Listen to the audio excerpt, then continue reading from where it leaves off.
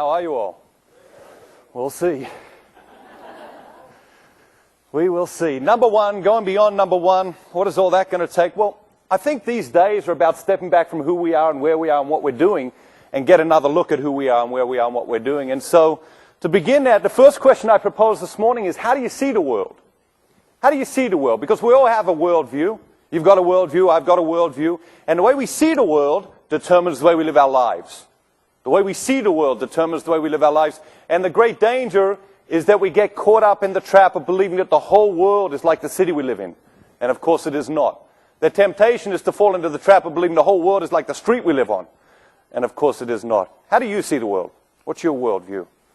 Because 6 billion people on the planet, give or take, and if we reduce the world's population to 100 people, proportionally, 57 of those 100 people would come from Asia, 21 from Europe, 14 from North and South America, 8 from Africa. 51 would be women, 49 would be men. 68 of those 100 people would not be able to read and write. How do you see the world?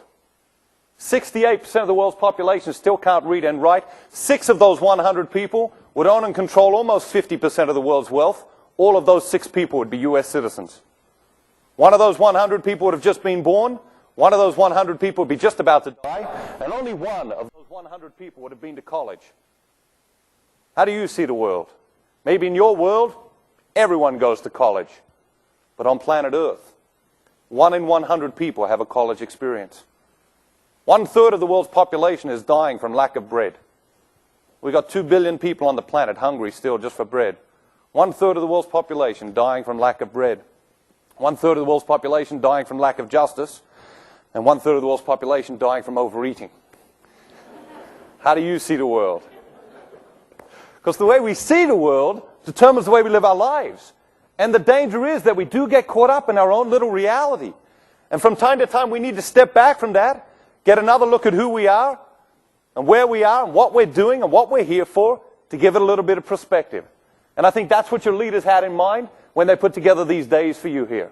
We talk about beyond one. We talk about great organizations. We talk about organizational excellence. What makes a great organization? If we say that Paul's podium over here is smart, we say that Paul's podium over here is smart, and if we say that Audrey's podium over here is healthy, okay, that's what it takes to have a great organization. You need smart, no question, but you also need healthy. Now, no question, you guys are smart. There's lots of smarts in the room. And what is smart? In an organization, what is smart? Well, it's the decision sciences.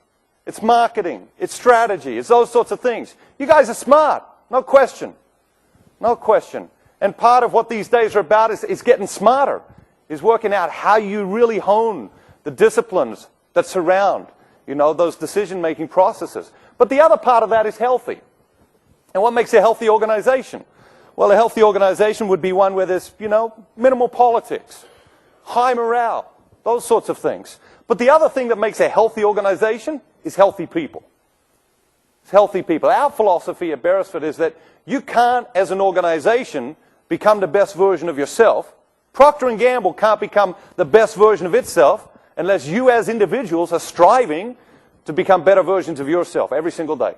In fact, the only thing that limits Procter & Gamble from becoming the best version of itself is the extent to which you strive to become the best version of yourselves as individuals. And so we're going to spend plenty of time the next couple of days talking about, all right, how smart are we?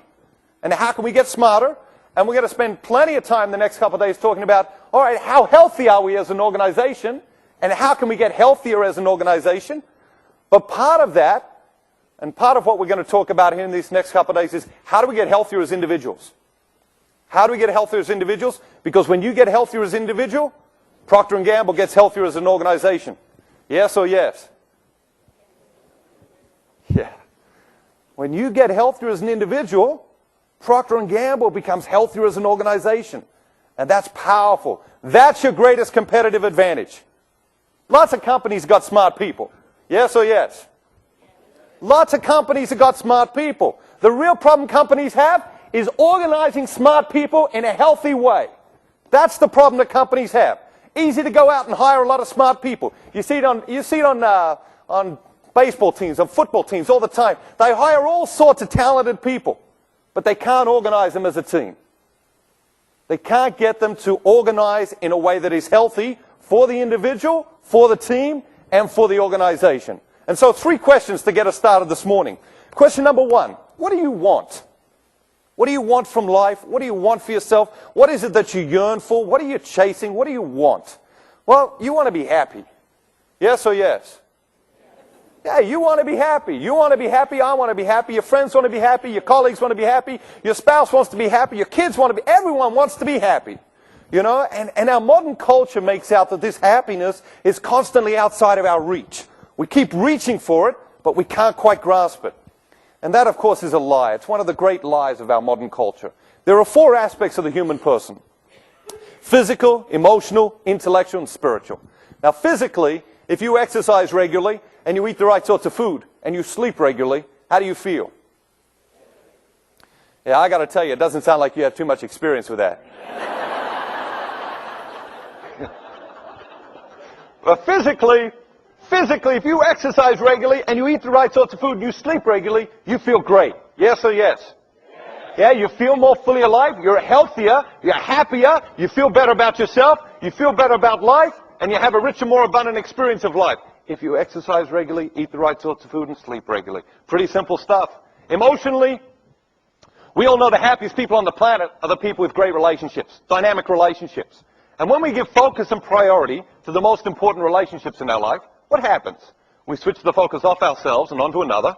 And in switching the focus off ourselves and onto another, our ability to love increases. And as our ability to love increases, our ability to be loved increases. That's how it works. You expand your ability to love, and your ability to be loved expands. And when we give that sort of focus and priority to the most important relationships in our lives, we're healthier, we're happier, we feel better about ourselves, we feel better about life, and we have a richer, more abundant experience of life. Intellectually, you take 10 minutes a day to read a great book. Not 2 hours a day, not 3 hours a day, 10 minutes a day to read a great book. What happens? Your vision of yourself expands, your vision of the world expands, you become more focused, more alert, more vibrant, more vital, you feel more fully alive, you're healthier, you're happier, and you have a richer, more abundant experience of life. When you read great books, when you feed yourself intellectually, when you nourish yourself, feed your mind. And finally, spiritually, regardless of religious background, spiritually, you take a few moments each day to step into the classroom of silence. You take a few moments each day to step into the classroom of silence to get reconnected with yourself and reconnected with who you are and what you're here for. What happens? A sense of peace begins to emerge. A sense of purpose begins to emerge. A sense of direction begins to emerge. And out of that silence and the purpose and direction that emerge in that silence comes the passion, the energy, the vitality, the enthusiasm for life. And you're healthier and you're happier when you take a few moments each day in that classroom of silence to work out who you are and what you're here for. So physically, emotionally, intellectually, and spiritually, we all know the things that make us happy. Yes or yes? Yeah, we just don't do them. We got the, yeah. We got the smart part covered.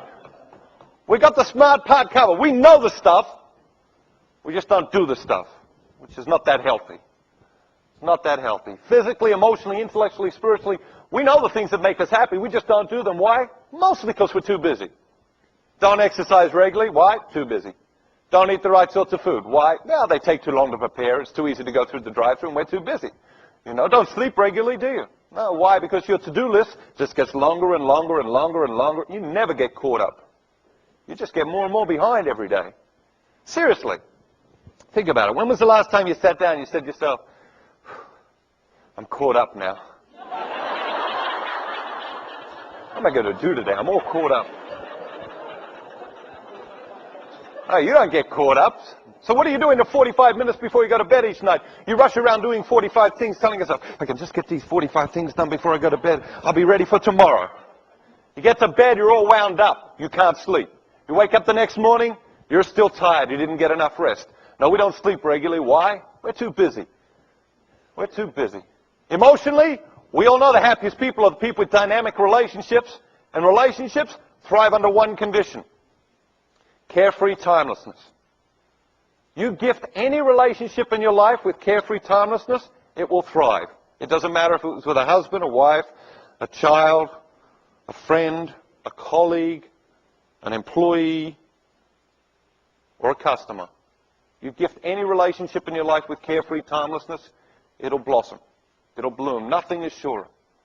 Nothing. Who are the experts at carefree timelessness? Yeah, teenagers. Teenagers are. Teenagers experts at carefree timelessness. And what do teenagers do? They talk on the phone. Yes or yes? And how long do they talk on the phone for? Yeah, forever.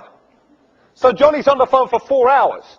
Johnny gets off the phone. You say, Johnny, who were you talking to? Johnny says, Susan. Susan is Johnny's girlfriend. You say, Johnny, 4 hours. What did you guys talk about? What does Johnny say? Nothing.